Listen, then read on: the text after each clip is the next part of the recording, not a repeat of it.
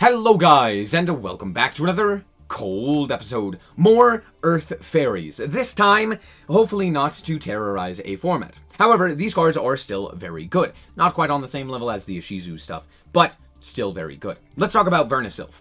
So, Vernusylphs as an archetype function around sending the card from hand, as well as another discard, in order to special summon a monster from grave, and do something unique. So, the Flourishing Hills is able to search a Vernusylph, Misting Seedling is able to search an Earth Fairy, and Awakening is able to send an Earth monster that can be normal summoned or set from the deck to the grave. On top of that, Flowering Fields can add back from grave, and Thawing Mountain can draw a card. All of these are also able to then, at Point of Resolution, special summon a monster from the graveyard, specifically an Earth monster. This allows them to get enough materials onto the field to go into powerful Xyz, such as Abyss Dweller or Baguska, in order to slow the opponent down, kind of creating a control deck. Also, on top of that, they trigger things like the Kelbecks as well as the Mudoras to get those into the graveyard, allowing for easier access to that engine as well to, again, kind of slow down the game and control the duels. So that's kind of how the deck functions. Let's talk about the card by card, and more specifically, how the deck works. So, first of all, we're playing one Adhara because it is an Earth that can be summoned off of something like an Awakening, sending it to the graveyard, and then another Vernusylph reviving it, which allows us access to Nat Beast. We're also playing the Adamancipator Researcher to give us access to Nat Beast and Barkion, seeing as how we're playing 3s and 4s. This is very nice, being able to turn off all spells and traps. Very good. Next up, of course, we're playing Orange Light because we are playing many fairies.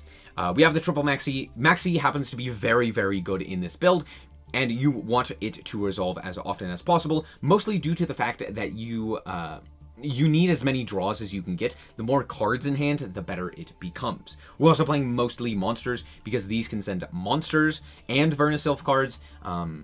So yeah, there you go. Not as many spells and traps. So you kind of need a monster there. Then we're playing one Ghost Spell and one Triple Attack. Notably, these could be 2 of each. It's kind of... I haven't quite decided which one is better. Ghost Spell is nice because it is an Earth, so you could special summon it as a level 3 tuner as well, which then also potentially gives you access to Barkion. It doesn't give you access to Nat Beast, but you could also go into Silver Mountain. It comes up occasionally where that is nice to have. But on top of that, it's just really good in the meta right now, being able to negate something that would interact with the graveyard, as most decks are wont to do. However, Triple Attack also kind of does a similar thing to Maxi, where it allows you to draw 2 or look at your opponent's hand or something like that. So again, Triple Attack versus Ghost Spell, you kind of make up your choice. So yeah, either or. I would suggest playing 2 of one of them. Don't play one of each. Then we are playing one of the Flowering Fields for the Vernusylphs, 2 of the Thawing Mountain, which is the bear, and then we have a triple Misty Seedling, aka the duck, triple Flourishing Hills, Flourishing Hills, and triple Awakening Forest. These 3 happen to be the best generic ones, or just in general, so we're playing 3 of each of those. And then one Barrier Statue of Droughts. This one is very much not like the Flunder Barrier Statue, because this one oftentimes doesn't have any sort of protection. It's not going to be interacted with. It's not going to, you're not going to have like a Ryza be summoned on your turn in order to spin away something. Normally, you can just normal summon and walk over this, but it does allow you to slow down the game for a turn, oftentimes, to allow you an additional play, which is oftentimes all that you need. Then we are playing, we're maxing out on the Ishizu stuff. It just pairs very well, especially in the current meta. And then we have Vera. One Vera. Why? Because one, it's not exactly the greatest. It's kind of hard to summon, and its interactions aren't exactly great, but it does have the ability to negate at Point of Resolution, meaning something like Access Code can be negated. Crazy, I know. It's only monster effects though, so you're not going to be able to negate something like Super Poly, but yeah, because it negates at Point of Resolution, anything that says cannot interact, or your opponent cannot activate cards in response to this, still can be negated due to this effect. However, you do have to control 5 or more Earth monsters. You negate the effect and then destroy the card. Pretty decent. As well as the ability to also special summon it to the field during a chain means that at the end of the chain, or wherever at any point within the chain, you can negate whatever. Pretty cool. Yeah, that's how that interaction works. Kind of crazy. And then on top of that, it has the ability to snatch steal one of your opponent's monsters, just forever. And then also during your opponent's turn, you can special summon an earth from your grave, which means that you can trigger in effect to get that necessary requirement of 5 earth monsters. Very nice. Oh, also, that's not a hard once per turn on the negate, but it's very difficult to summon multiple. Next up, we have Corolla, which allows you to just discard the Vernusylph and not an additional card for the effect. So that's pretty nice. We have the double called by to deal with Ash. We have the triple Vernusylph and the Changing Season. The reason we're playing 3 of this is because of its graveyard effect. If you have no cards in hand, you can banish this from your graveyard, special summon as many Vernusylph monsters as possible with different names from your graveyard, then return them to your hand during your end phase. Now, notably, this is mostly going to only be... Oh, you can only activate it during your opponent's turn anyway, so you are going to have additional materials on your field during your turn, which means that you are able to actually utilize them for Xyz plays or Link plays or what have you. But on top of that, they all have the ability to basically make Vera very powerful. So there's that. On top of that, it does have the on-field effect, which is target a Vernusylph in the graveyard, add it to the hand, or special summon it. Pretty nice, and overall is one of the reasons why we're playing 3 of it, being able to get that additional like soul charge, basically. Next up, we have the Flowering Buds, Vernusylph and the Flowering Buds, which is a way to just bounce additional monsters your opponent controls, or additional cards your opponent controls to the hand. Pretty nice, but nothing crazy. Next up, we have ourselves the extra deck. We are playing 1 Beast as well as 1 Barkion, both of which can be summoned thanks to our tuners. We are also playing 1 Soul of the Silver Mountain, 1 Abyss Dweller, 1 Borbo, Chalkanine as well to go into the Zeus line. We have the 1 Baguska and 1 Gallant Granite, and then of course Zeus. We have ourselves a Nightmare Cerberus, which happens to be an Earth monster, which means that if you are locked under your Vernusylphs, you're still able to make the Cerberus in order to pop a monster, which is pretty nice. We also have IP Masquerena, Ausa, Nightmare Unicorn, Apollosa, and Access Code. So that's it for the deck. Let's hop into the replays and show you how this deck performs. Alright, so here we are going first, and, well, we didn't draw any of the Vernusylphs, but we did happen to draw the Ishizu cards. So we're going to see what we can do with that. We're going to grab a Kelbeck to the hand and normal summon the Yadhara, which will then allow us to go into Nat Beast. We're basically sitting on Nat Beast and 2 shufflers. Oh, hopefully that's enough, right? We do have a Kelbeck in hand as well as a Ghost Spell, so there is a chance that we have something here. My opponent is going to start off with the Foolish Burial Goods. Of course, we are going to negate that, and of course, they draw the one of. Yeah, Herald of Orange Light, nothing we can really do about that, and they pitch a Mudora. Rough. Out comes the SnowiKs, and sure, activate the SnowiKs effect in order to grab Sheeran. Okay, well, we do have 2 shufflers, so let's see how this goes. They're going to normal summon the Merly and reveal that they are on Beast and the Rhinoheart, and I'm going to allow all of that to resolve. Sure, out comes the Rhinoheart. They're going to pitch a card, which happens to be the Sheeran. Then they're going to add off of Scream, and then they are going to draw a card. They're going to activate the Sheeran as well as the Rhinoheart, and again, I'm okay with this because I know what is coming. The Kit. Kit Kalos comes out, and even if they didn't go Kit, they would go Kaleido Heart, in which case, again, Kelbeck is very good here. Because they are going to send at the end of that chain with the Rhinoheart. Rhinoheart was able to send the Havness, which they have not activated, and so they're going to activate the Havness, and then I'm going to spin away the Kit Kalos to kind of force them to go back into Kit Kalos to actually get any advantage out of that. So out comes the second Kit. It's actually the first one because we shuffled it back, and then down comes the Merly, which they sent off of the Kit. Now they've used all 3 names, and I can go for the Shuffler here and force out their own Shuffler as well as deal with the Merly. They're going to shuffle back another card, and I'm also going to shuffle back my own Nat Beast. Cool. They're going to set to 3 and forget that it's turn 2 and pass. All right. I'm going to draw into Mudora. Not the greatest, but hey, I'll take it. We are then going to Xyz into Chalkanine. Here's the thing. I need to be able to attack. So I'm going to try and go for the Borbo here in order to go for for Zeus. Out comes the SnowiKs. They are going to then send to the graveyard a Kit, which I will allow because I'm pretty sure that they're not going to hit all 3, well, even if they hit all 3 names, I have a Shuffler to deal with everything. They would need to hit all 3 names and Rhinoheart for me to have an issue. And even then, not really that big of a deal. Anyway, I see that they are going to activate their effect of the 1 monster that they ended up shuffling, or seeing, and I'm going to try and shuffle those away. I'm also going to try and shuffle away their Keldo, which they will then respond with their own Keldo. And at this point, we could just go to battle and go for the Zeus. Now, I do have to clear the field here with the Zeus, which will allow them to activate their effects. They're going to grab up a Rhino Heart. They're also going to grab up something with their Soliak. So they have quite a few cards. They have the Sheeran, they have the Rhino Heart. Not looking the greatest. But, alas, I still have another Mudora because we did happen to draw that. So we have the Mudora as well as the Ghost Spell.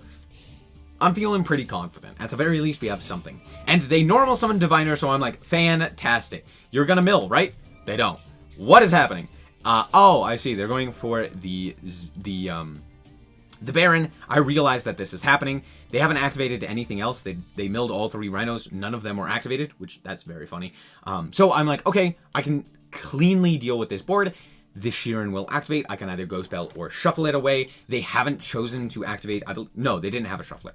So at this point, I'm like, okay, I can deal with the board and I can deal with the repercussions. They're going to try to activate the effect of their Sheeran. I'm going to promptly negate that with my Ghost Spell. And the reason I don't use the shufflers are much more powerful, so I'm going to try and keep that if I can. We draw into another dead card. Dear Lanta, just give me a good card, please, once. Anyway, we're going to attack for a bit of damage with the Zeus. They are going to set 1 and pass. Understandable. Not really a whole lot that they can do, unless they draw like Merly. I draw Cold By. Of course, it's a dead card again, but that's fine. We're going to attack. It's a Keldo, actually. Very interesting. I'm going to not do anything because I kind of need them to not hit my Mudora until it's too late and they've already milled. Realistically, if you're a good player, you deal with the Shuffler right now so that you don't have to deal with it later. Now, granted, we did happen to draw the Called By, so at the very least, we have an additional point of interaction, but out comes the Merly. Okay, let's see what they hit. They hit a Havness. That's fine. Now we get to go for our own Shuffler, and we still have that 1 point of interaction. Fantastic. So they did exactly what I wanted them to do, and it cost them. So yeah, they're going to shuffle back some of the things. We're going to shuffle back as well, and now they just have a Merly on their field. Hilarious. We're going to punch over that real quick, but we draw it into Vera. Literally the worst Vernusylph. My draws were not the greatest, so alas, that's why I'm showing you this game. At least it was interesting, right? Anyway, they're going to set another card. Literally any Vernusylph does it, and that is a Vernusylph. Fantastic. So we're going to activate the effect, and then we're going to activate our Misty Seedling in order to grab up our Vernusylph of the Flourishing Flowers, and then special summon the Misty Seedling. Now, realistically, I should have just discarded the Vera, and then searched out another monster, and then had that one be utilized to special summon itself. Like, for example, the other one, the one that sends to grave. But honestly, it didn't really matter because now we can special summon this, and guess what? These two are exact lethal. So Zeus is going to attack over, and then we have exact lethal. But we also still had, I believe the Called By, as well as the 2 set traps, which were now live finally. So yeah, that's it. Good game. All right, so here we are going first, and you will see why I am showing you this game at the end. Just trust me, okay? We're going to start off with 3 Vernusylphs in hand, as well as Called By, meaning if my opponent has Ash Blossom, we're feeling pretty good. I'm going to send a Guido here because, hey, let's get it twisted. If my opponent has Tier Ishizu, I'm feeling pretty confident, and yeah, that's basically it. Realistically, I did mess up. I should have gone for something like Vernusylph of the Mist first, and then into Flourishing Fields or something like that. Basically gets 2 4s onto my field before going for the Awakening Forest, so that then the Awakening Forest can go for its effect to send in a Guido, and then we have an Abyss Dweller on top of that. But I'm stupid and my opponent is on Gravekeeper, and it doesn't matter. So this is why I showed you this. Share if you play. Alright, here we are once again going first, and dear Lanta, that is a lot.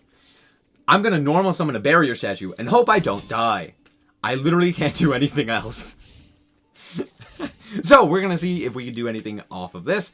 They're going to start off with the Terraforming to add their Perlino. And, well, they drew an incredible hand. They're going to add the Havness to hand and then normal summon a Sheeran. So their hand was stacked. Their hand had Terraforming and Sheeran. Oof. Anyway, luckily we had a barrier statue, so now we're able to survive the game. They're going to activate Grief. I'm going to tell you right now, there's a reason we're not playing this card. It's just not worth it. The reason being, it's mill effect.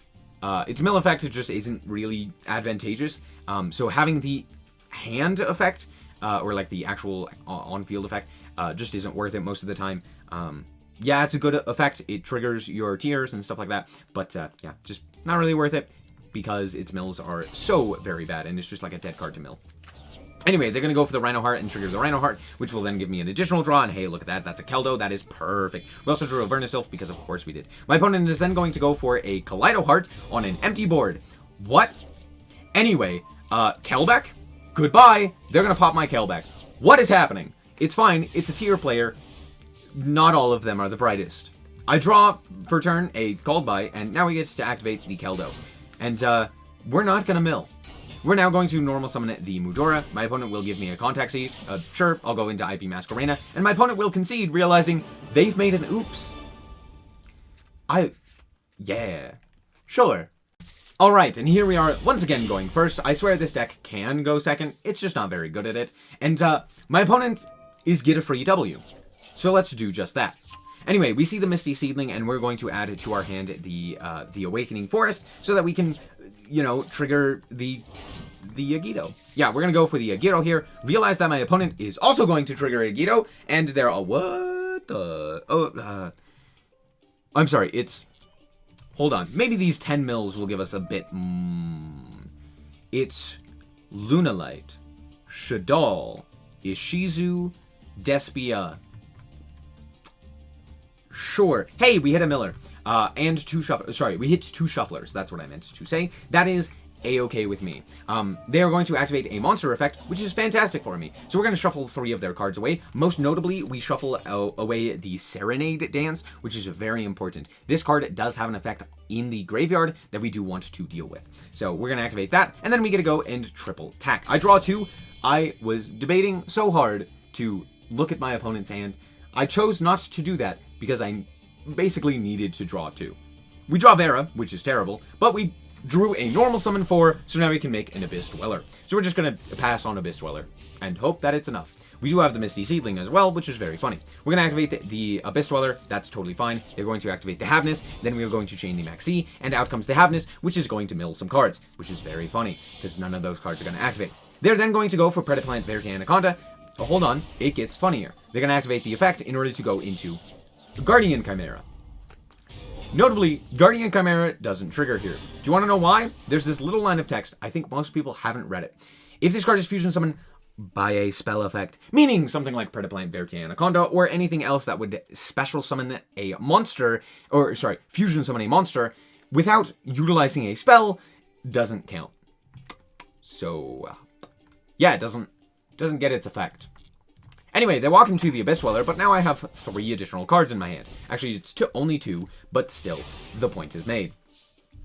No, it is 3. So we're going to draw for turn. It's another trap. That doesn't really matter because now we get to pitch the Vera and add it to our hand the Misty Seedling, then special summon out Researcher. Well, we're going to activate the Researcher here, and we're going to reveal off the top... Oh my gosh, is that a barrier statue? That is, in fact, a barrier statue. That is literally our only target. Anyway, we're going to shuffle back a few of our cards, most notably the polymerization that was in their grave, allowing us to target the Chimera. I think you, hopefully you know where this is going. First of all, we're going to go into the Gnat Beast and then activate the effect of our Seedling in order to add another one of our Vernusylphs and special summon the Vera. Vera is then going to yoink, because guess what? It now can be targeted. Yay! Guardian Chimera on our side. This is lethal, but it's funnier if I keep going. So we're going to pitch the Mudora and then special summon back the Researcher, which will then allow us to go into another Barkion. And yeah, that's the end of the game. Vera. Yeah. By the way, all of those were Earths as well, which means that on the opponent's turn, we could have used Vera's effect to special summon a monster to our side of the field from the graveyard, and then negate. So we had a monster, we had a spell, and we had a trap negate. And my opponent had like 2 cards. Cool. So we are back with the deck, and in all honesty, I don't even know if I'm playing this the most correctly. The biggest thing about the Vernusylphs is that they pair so beautifully with a myriad of other Earth strategies. Things like Madolche or Adamancipator very much help this deck. Sure, the Ishizu stuff is nice, but most importantly, it's the fact that they are just generically good Earth cards, right? Being able to discard an Earth and then special summon it means that you don't have to utilize something like a normal summon in order to get a monster onto your field, which can play around negates pretty effectively. On top of that, they are just very good. Like, all of their effects are advantageous for basically every deck that they could possibly be played in. So the Vernusylphs as an engine are just decently strong. However, by themselves, they're kind of inconsistent. They don't really do enough. Like, their interactions aren't really that strong. Yeah, you could make something like a Baguska or an Abyss Dweller, depending on the meta, but all in all, other than that, you're not really doing much. And with the limitation of the Ishizu cards in both the TCG and the OCG, there's not really a whole lot that these cards are doing by themselves. Again, as an engine, fantastic. By themselves, it's just another Floodgate deck, right? All in all, though, I still thoroughly enjoy these cards. They're very interesting, and Ducky is just absolutely fantastic. All of their artwork is great. I mean, look at the artwork. It's wow. Anyway, that's going to be it for this episode. I hope that you guys did indeed enjoy. If you did, a like is very much appreciated. And if you want to check out more content like this, as well as more Yu-Gi-Oh, then just be sure to subscribe. Anyway, thank you guys so much for watching, and remember to always stay frosty. Bye-bye. Shout out to the Frost Guard, my members. Thank you guys so much for the support, and I hope you enjoy the content.